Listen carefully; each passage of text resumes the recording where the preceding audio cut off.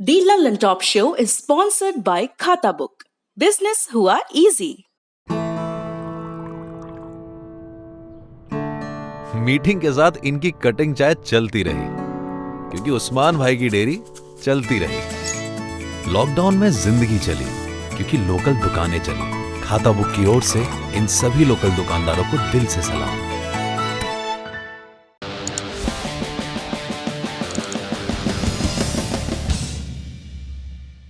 नमस्कार, सौरभ द्विवेदी नाम है हमारा और आप देखना शुरू कर चुके हैं दी लंदन टॉप शो।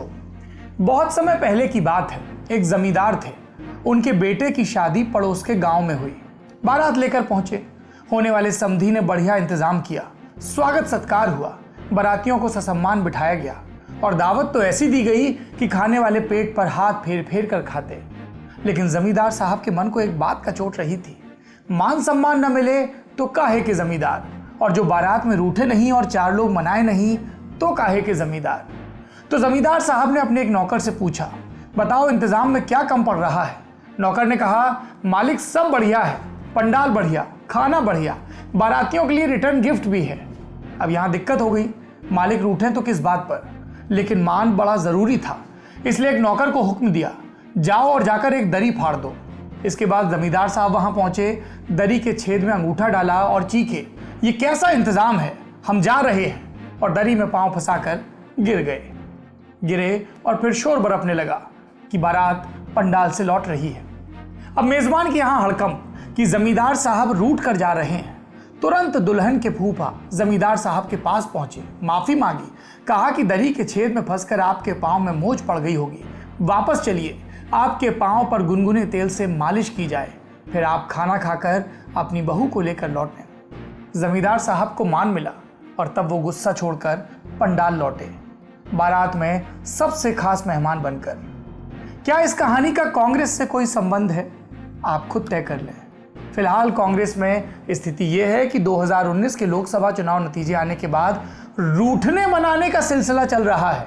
इंतजाम पर किसी का ध्यान नहीं है। मनाने वाले तंग हैं कि जब तक मानेंगे नहीं तब तक हम लगे रहेंगे। रूठने वाले भी लौट लौट कर रूठ रहे हैं। कांग्रेस में जो हो रहा है उसकी जटिलता किसी एक किस्से से बयान नहीं की जा सकती। राहुल अध्यक्षी छोड़ चुके हैं, सोनिया गांधी कार्यकारी अध्यक्ष हैं, लेकिन इतने वक्त में न तो कार्यकारी की जगह स्थायी हुआ और न ही किसी तीसरे नाम की चर्चा हुई। और दूसरी तरफ भाजपा है, भारतीय राजनीति में अगर मुहावरे की शैली में कहें तो बाली की तरह साबित हो रही है। जो लड़ने जाता है उसकी शक्ति आधी हो जाती है। ऐसे माहौल में कांग्रेस के 23 नेता एक चिट्ठी लिखते हैं, बदलाव की मांग करते हैं और इसके बाद पूरे देश के पीसीसी कार्यालयों से चिट्ठियां बरसने लगती हैं। अपने अपने गणित के मुताबिक कोई सोनिया की छत्रछाया में पनपना चाहता है तो कोई चाहता है कि राहुल गद्दी पर लौटें। कांग्रेस वर्किंग कमेटी की मीटिंग आते आते चिट्ठियों की जगह ट्वीट ले लेते हैं। क्या पिछले 6 सालों से पनप रहा कांग्रेस का बिखराव अब अपने अंजाम पर पहुंच रहा है? क्या ये शोर कांग्रेस की राजनीति का न्यू नॉर्मल कहा जाएगा? और सबसे बड़ा सवाल कि क्या ये मंथन कोई अमृत जन पाएगा? और अगर ऐसा हुआ तो विष किसे पीना पड़ेगा? भारत की प्रमुख विपक्षी पार्टी में मचे इस कोलाहल के मायने तलाशेंगे, जानेंगे कि रिहॉल होगा या राहुल होगा। लेकिन सबसे पहले शो में दिन का वीडियो।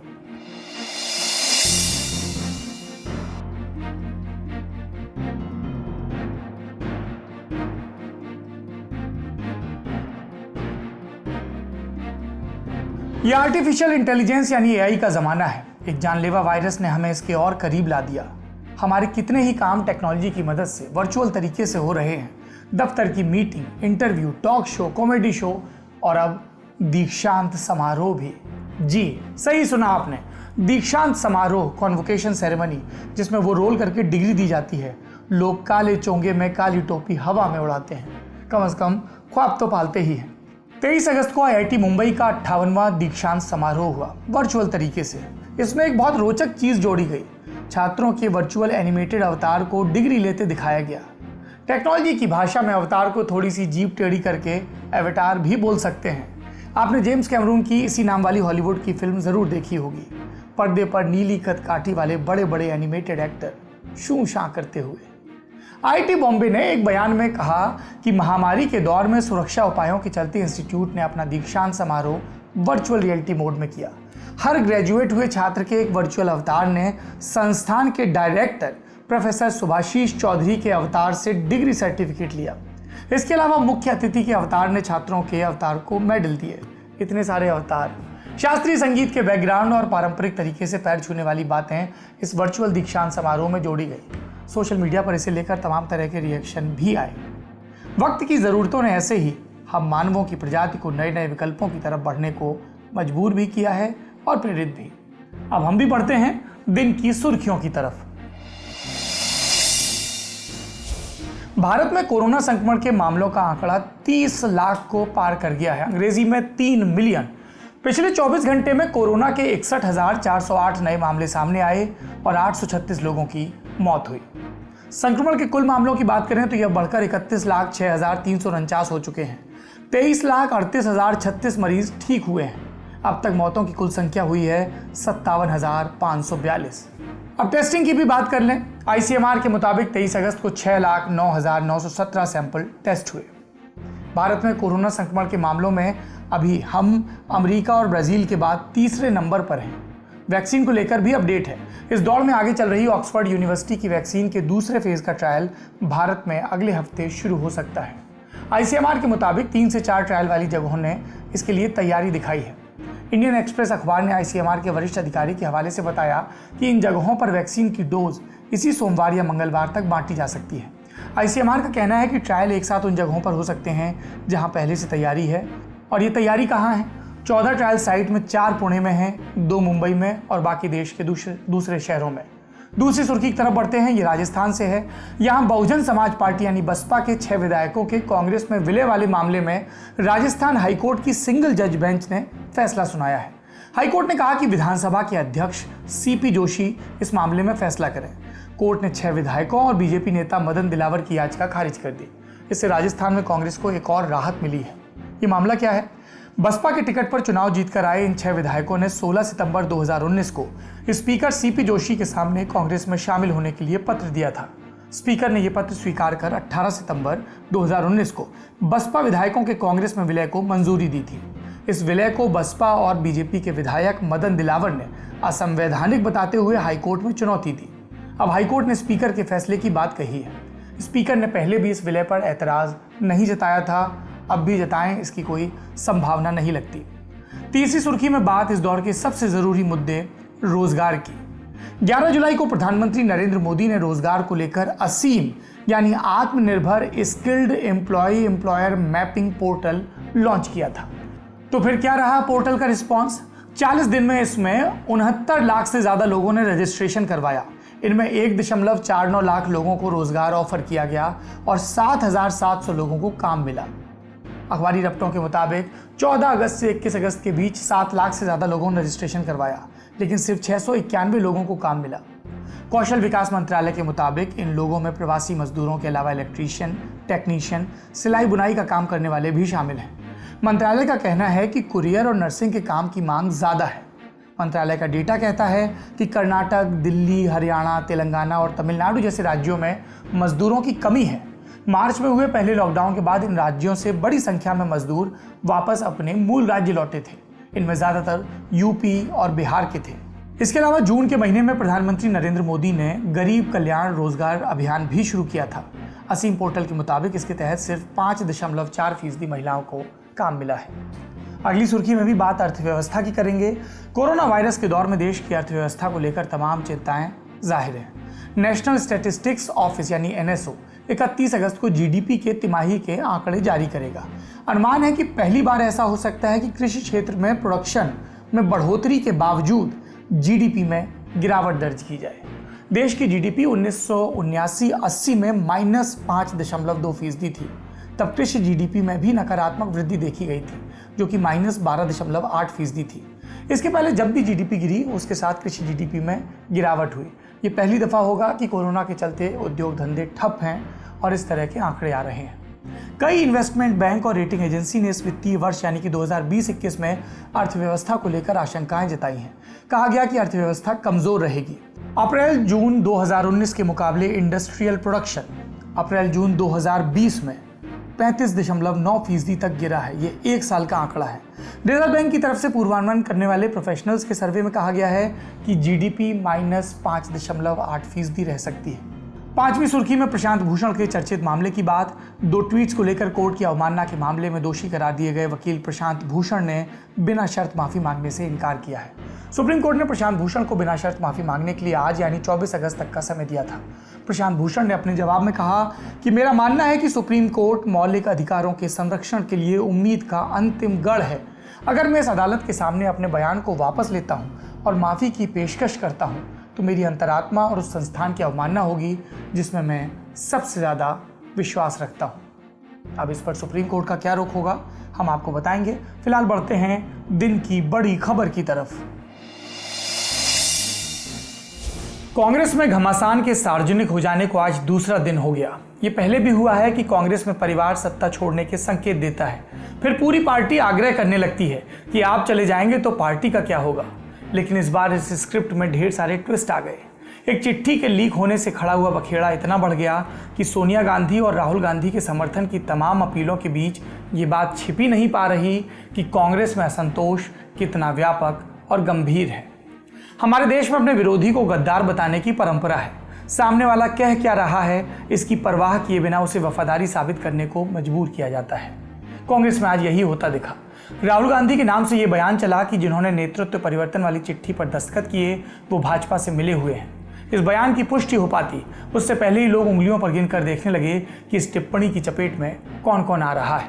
नाम सुनिए: गुलाम नबी आजाद, शशि थरूर, कपिल सिब्बल, मनीष तिवारी, आनंद शर्मा, भूपिंदर सिंह हुड्डा, एम वीरप्पा मोइली, रेणुका चौधरी, पीजे कुरियन, पृथ्वीराज चौहान, राज बब्बर, अखिलेश प्रसाद सिंह।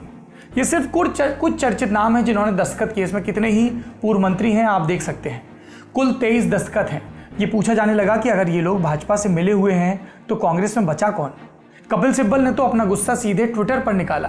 राजस्थान से लेकर मणिपुर तक पार्टी के लिए किए काम का हवाला देने लगे। प्रेस में गुलाम नबी आज़ाद का ये बयान भी चलने लगा कि अगर ये इल्ज़ाम साबित हो गया तो स्वेच्छा से सारे पद छोड़ दूंगा। बाद में सिब्बल ने कहा कि राहुल ने स्वयं उनसे कहा कि उन्होंने भाजपा से मिले हुए हैं, ये बात नहीं कही और फिर सिब्बल ने अपना ट्वीट डिलीट किया। Randeep Singh Surjewala, he had a tough day. उन्होंने कांग्रेस प्रवक्ता की हैसियत से बयान दिया कि राहुल ने ये नहीं कहा। बाद में गुलाम नबी आज़ाद ने भी बात को संभालते हुए कह दिया कि ये इल्ज़ाम राहुल का नहीं, कांग्रेस वर्किंग कमेटी से बाहर के लोगों का था। और इसके बाद ट्वीट पर दूसरी सफाइयां शुरू हो गई। ये उस हाई वोल्टेज ड्रामा का सिर्फ एक अंक था जो आज कांग्रेस वर्किंग कमेटी में दिखा। वैसे चाहे तो ड्रामा की जगह तमाशा शब्द का इस्तेमाल कर सकते हैं।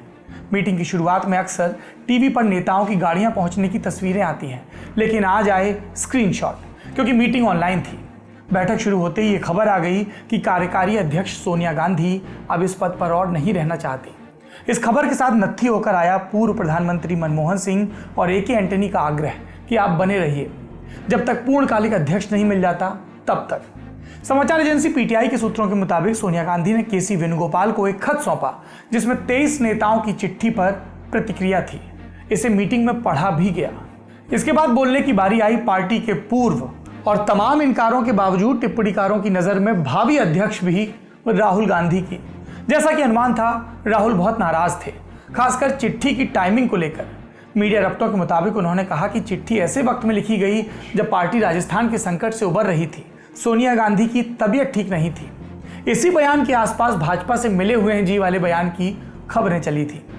ये सब चल ही रहा था कि कांग्रेस पर बाहर से भी हमले होने लगे। असदुद्दीन ओवैसी ने ट्वीट करके गुलाम नबी आज़ाद के घावों पर नमक रगड़ दिया। दूसरी तरफ भाजपा की नेता उमा भारती थी। उन्होंने कांग्रेस नेतृत्व, गांधी और स्वदेशी, इन चारों कीवर्ड्स के साथ अपनी बात कही। ध्यान से सुनिएगा। गांधी नेहरू परिवार का अस्तित्व समाप्त हो गया है। उनका राजनीतिक वर्चस्व समाप्त हो गया है। कांग्रेस का अस्तित्व समाप्त हो गया है। इसलिए अब ये कौन पद पे रहते और नहीं रहते, इसका महत्व खत्म हो गया। और ये मैं कांग्रेस के सामने भारत का नागरिक होने के नाते एक सुझाव रखूंगी कि विदेशी गांधी से मुक्ति पाओ और स्वदेशी गांधी की ओर मुड़ो, इसी का रास्ता निकाल लो। और अगर परिवारवाद की राजनीति से मुक्त करना है तो इसकी शुरुआत चूंकि उनके यहाँ से हुई थी, इसलिए सोनिया जी को मैं बहुत मानती हूँ और उस आदर के भाव से ही मैं उनको बात कहूँगी। हमने वादा किया था कि आज ट्विटर के मार्फत कांग्रेस में चल रही तू मैं का बैकग्राउंड बताएंगे। पहला तो है फौरी कारण। सोनिया गांधी का कार्यकारी अध्यक्ष के तौर पर 1 साल पूरा हुआ तो उन्होंने पद छोड़ने की इच्छा जताई। इससे पहले भी इस तरह की सुगबुगाहट कांग्रेस के भीतर से आ रही थी कि अध्यक्ष गांधी परिवार से बाहर का कोई नेता होना चाहिए। जाहिर है कि यह हर कांग्रेसी के मन की बात नहीं थी। ये सब पीक पर तब पहुंचा जब एक लेटर बम की बात सामने आई। ये राजनीति का लेटर बम था। वैसे तो लेटर बम शातिर अपराधियों की कारस्तानी होते हैं कि डाक से किसी को बम भेज दिया। इससे थोड़े अलग होते हैं राजनीति के लेटर बम। उन्हें भेजा जाता है नुकसान करने के लिए, सियासी नुकसान करने के लिए। फिर सूत्र इन्हें पत्रकारों को सौंपते हैं और जब ये दगते हैं तो बहुत शोर होता है। कांग्रेस एक ऐसे ही धमाके से सकते में है। अब तक आप जान गए होंगे कि तकरीबन 2.5 हफ्ते पहले कांग्रेस के 23 नेताओं ने कांग्रेस की कार्यकारी अध्यक्ष सोनिया गांधी को एक चिट्ठी लिखी थी। इस चिट्ठी में मांग की गई थी कि कांग्रेस में ऊपर से नीचे तक, टॉप टू बॉटम, व्यापक बदलाव किए जाएं। ये बदलाव कैसे हो, इसका रोड मैप भी लिखा था। लेकिन सोनिया गांधी ये लेटर पाते ही समझ गई होंगी कि ये चिट्ठी पार्टी की बेहतरी की सलाह देने की जगह आला कमान को कटघरे में खड़ा करने के लिए थी। दोनों ही चीजें एक दूसरे से जुड़ी भी हैं। कुछ कीवर्ड्स पर ध्यान दीजिए। शक्ति का विकेंद्रीकरण, यानी एक व्यक्ति या एक परिवार तक सारी ताकत ना रहे। राज्य की यूनिट को मजबूत करना, यानी कि हर चीज आला कमान तय न करे। हर स्तर पर कांग्रेस संगठन में चुनाव करवाए जाएं, यानी ऊपर से नाम नामित ना कर दिए जाएं। इन 3 पॉइंट्स के हिसाब से आप समझ गए होंगे कि सादी भाषा में लिख दिया गया कि जो चल रहा है अब और नहीं चलेगा। 23 अगस्त को सबसे पहले यह खबर इंडियन एक्सप्रेस अखबार की तरफ से दी गई। इसके बाद पार्टी 2 गुटों में बंट गई। एक गुट ने सोनिया को ही अध्यक्ष के रूप में समर्थन दिया। दूसरा गुट पार्टी हित के नाम पर नए नए चेहरों को आगे बढ़ाने की बात करने लगा। इस बीच कुछ नेताओं ने वापस राहुल गांधी को अध्यक्ष बनाए जाने की मांग भी की। कांग्रेस के मुख्यमंत्रियों ने ये मांग खास तौर पर की। कैप्टन अमरिंदर सिंह पंजाब के मुख्यमंत्री, अशोक गहलोत राजस्थान के, वी नारायणसामी पुदुचेरी के और भूपेश बघेल छत्तीसगढ़ के। उन्होंने पार्टी नेतृत्व के लिए गांधी परिवार का स्पष्ट समर्थन किया।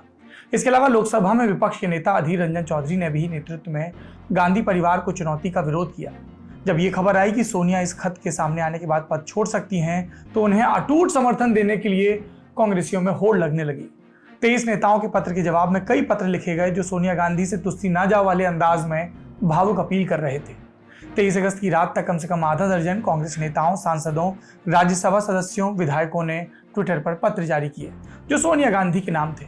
इनमें मानिक टैगोर, वर्षा गायकवाड़, मोहम्मद जावेद, रवनीत सिंह बिट्टू, अमी याग्निक, राजीव साटव और पीएल पुनिया जैसे नाम हैं। सब में भावुकता भरी पड़ी है। लेकिन कई राजनीतिक पंडितों ने ध्यान दिलाया कि कांग्रेस की यह समस्या न 23 अगस्त 2020 को शुरू हुई और न उससे 15 दिन पहले। सत्ता का विकेंद्रीकरण कांग्रेस के लिए एक दूर की कौड़ी है। केंद्रीकरण एक सच्चाई, और यह सिर्फ कांग्रेस की सच्चाई नहीं है। पर फिलहाल बात कांग्रेस की हो रही है। एक संस्थान के रूप में कांग्रेस की मशीन ने जितना जंग खाया उतना हाल के दिनों में भारत की किसी भी राष्ट्रीय पार्टी के मामले में नहीं देखा गया। 1998 वो आखिरी साल था जब गांधी परिवार से इतर कोई कांग्रेस अध्यक्ष था, सीताराम केसरी। सीताराम केसरी से कैसे अध्यक्षी ली गई आप सब जानते हैं। उसके बाद से कांग्रेस में ग्लास सीलिंग को जैसे पार्टी के भीतर एक मौन स्वीकृति मिल गई। इस बात से कोई फर्क नहीं पड़ता कि आप पैराशूट से आए हैं या काम करते हुए जमीन से ऊपर तक उठे हैं, क्योंकि आप सबसे ऊपर तो पहुंच ही नहीं पाएंगे, ये तय है। नतीजा, पार्टी ना कुछ नया सोच पाती है ना कुछ नया कर पाती है। 2014 से जितने सबक कांग्रेस को लेने चाहिए थे उससे ज्यादा बीजेपी ने लिए, और उसका नतीजा हमें 2019 में दिखा। अब इस सवाल पर भी बात कर लेते हैं कि भविष्य में क्या होना है। आज दोपहर कर्नाटक के पूर्व मुख्यमंत्री और कांग्रेस नेता सिद्धरमैया की चिट्ठी सामने आई। उन्होंने लिखा कि अगर सोनिया पद पर न रहना चाहें तो उन्हें राहुल को अध्यक्ष बनने के लिए राजी करना चाहिए। इससे ज्यादा वजनदार बयान था राज्यसभा सांसद और सोनिया गांधी के विश्वास पात्र अहमद पटेल का। उन्होंने ये तो कहा कि वरिष्ठ नेताओं को खत वगैरह लिखने से बचना चाहिए, लेकिन अपनी बात में यह भी जोड़ दिया कि राहुल को पार्टी की कमान संभालनी चाहिए। इसका मतलब इतनी भारी उथल पुथल के बावजूद कांग्रेस जा उसी रास्ते पर रही है जहां उसे ज्यादा कुछ हासिल नहीं हुआ। चलते चलते आपको एक और नाम के बारे में बता दें जिसके बारे में आप जानने को उत्सुक भी होंगे। प्रियंका गांधी, कांग्रेस की महासचिव। उनके बारे में इतनी खबर आई कि उन्होंने गुलाम नबी आजाद को आड़े हाथों लिया। इसके अलावा पूरे दिन राहुल के बयान, सूत्रों के हवाले से और उनका नाम गूंजता रहा। इसी क्राइसिस ऑफ लीडरशिप माने नेतृत्व के संकट से कांग्रेस कितना उबर पाएगा, ये सबसे पहले तो कांग्रेसियों को तय करना है। उसके बाद देश की जनता इस उबार पर कितना एतबार करती है वो जनादेश के जरिए बता ही देती है। आखिरी में आपके सामने कांग्रेस वर्किंग कमेटी की तस्वीरें हैं, वीडियो हैं। जाहिर सी बात है कि ये आज के वीडियो नहीं है, ये फाइल फुटेज है। फाइल फुटेज दिखाई जाती है जब किसी पुराने प्रसंग को नए सिरे में बताना हो, और सब नया पुराना ही है। क्योंकि कांग्रेस वर्किंग कमेटी की जब आज मीटिंग खत्म हुई तो तय हुआ कि सोनिया गांधी अध्यक्ष बनी रहेंगी और डे टू डे काम के लिए पार्टी के एक पैनल बनाया जाएगा जो माननीय अध्यक्ष की मदद करेगा। ललन टॉप शो में आज के लिए इतना ही। चलते चलते आपको सुनाते हैं बुल्ले शाह की ये पंक्तियां। अपना और अपनों का ख्याल रखिए। शुभ रात्रि। दिल्लोचे माही यार ਨੂੰ दिल्लोचे माही यार ਨੂੰ ਇੱਕ ਹੱਸ-ਹੱਸ ਗੱਲਾਂ ਕਰਦੀਆਂ, ਇੱਕ ਰੋਂਦੀਆਂ ਧੋਂਦੀਆਂ ਫਿਰਦੀਆਂ, ਇੱਕ ਹੱਸ-ਹੱਸ ਗੱਲਾਂ ਕਰਦੀਆਂ, ਇੱਕ ਰੋਂਦੀਆਂ ਧੋਂਦੀਆਂ ਫਿਰਦੀਆਂ, ਕਹੋ ਫੁੱਲੀ ਬਸੰਤ ਬਹਾਰ ਨੂੰ ਦਿल्लोचे ਮਾਹੀ ਯਾਰ ਨੂੰ। ਮੈਂ ਨਾਤੀ ਧੋਤੀ ਰਹਿ ਗਈ, ਕੋਈ ਗੱਠ ਸਜਣ ਦਿਲ ਬਹਿ ਗਈ। मैं नाती धोती रह गई, कोई गठ सजन दिल बह गई। पालिया भी ये हार शिंगार नू दिल्लोचे माही यार नू। मैं दूतियां घायल कीतियां, सूलां घेर चुफेरे लीतियां। मैं दूतियां घायल कीतियां, सूलां घेर चुफेरे लीतियां। धर आ माही दीदार नू दिल्लोचे माही यार नू दिल्लोचे माही यार नू।